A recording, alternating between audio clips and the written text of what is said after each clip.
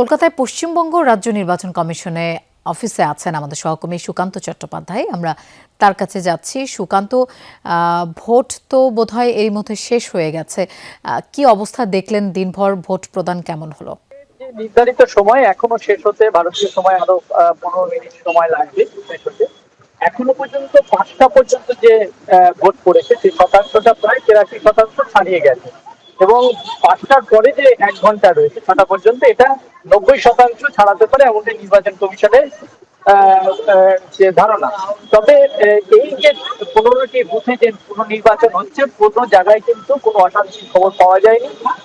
ব্যাপক নিরাপত্তার মধ্যে এই 15টি বুথে কিন্তু নির্বাচন সংগঠিত করছে কেন্দ্রীয় বাহিনী। 5 কোম্পানি কেন্দ্রীয় বাহিনী কিন্তু এই 15টি বুথে কিন্তু মোতায়েন রয়েছে, এবং কড়া নিরাপত্তার মধ্যে কিন্তু এই 15টি বুথের হচ্ছে নির্বাচন সমাপ্ত হওয়ার পথে। তবে ফলতায় পুনর্নির্বাচনের দাবিতে কিন্তু সেখানকার মানুষ কিছুক্ষণ আগেও পর্যন্ত তারা জাতীয় সড়ক অবরোধ করে বিক্ষোভ দেখিয়েছেন।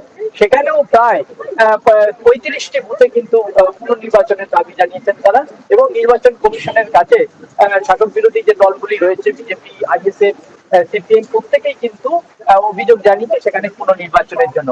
কিন্তু পুনর্নির্বাচনের জন্য হাতে মাত্র আর একটা দিন সময় আছে, আগামীকাল। কারণ 4ঠা মে কিন্তু রাজ্যের যে 294টি কেন্দ্র রয়েছে সেখানে কিন্তু নির্বাচন হবে, এবং তার গণনা নির্বাচনের গণনা হবে। তার ফলে হচ্ছে আগামীকাল যদি এই ফলটা কেন্দ্রে না হয়, তাহলে কিন্তু যেটা ছিল, অর্থাৎ যেভাবে নির্বাচন কমিশন যে 35টি বুথের অভিযোগ পেয়েছিল, তাদের ফুটেজ, সিসিটিভি ফুটেজ খতিয়ে দেখার যে প্রকল্প পরিকল্পনা চলছিল বা প্রসেস চলছিল, সেটা কিন্তু এখন কোন পর্যায়ে আছে সেটা নির্বাচন কমিশন কিন্তু এখনো জানায়নি। তবে আজ রাতে সিদ্ধান্ত নেবে যে এই বাকি যে বুথগুলিতে ভোট হবে কি হবে না, সেই বুঝে আগামী 4ঠা মে গণনা কিন্তু সকাল 8টা থেকে শুরু হবে, সেটা কিন্তু নির্ধারিত হবে। তবে 77টি কেন্দ্রে কিন্তু ভোট গণনা হবে।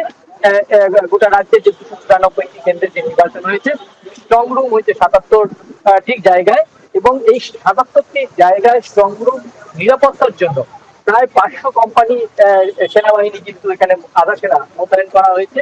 এখানে বিএসএফ থেকে শুরু করে সিআইএসএফ প্রত্যেক কিন্তু তাদের 3টি পর্যায়ে কিন্তু বলয় তৈরি করে এই যে স্ট্রং রুমগুলিকে নিরাপত্তা প্রদান করছে। সুকান্ত, আপনাকে ধন্যবাদ আমাদের সাথে যোগ দেওয়ার জন্য।